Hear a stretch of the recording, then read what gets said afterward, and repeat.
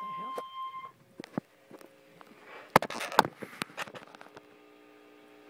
The National Weather Service in Fort Worth has issued a severe thunderstorm warning for northwestern Wise County in north central Texas until 5:15 p.m.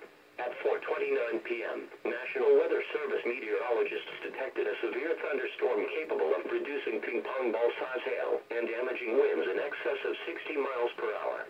This storm was located 4 miles southwest of Chico, moving northeast at 50 miles per hour.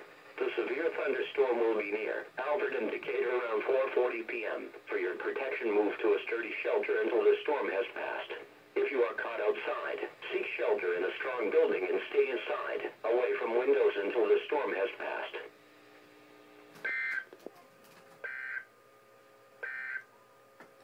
And now the short-term forecast.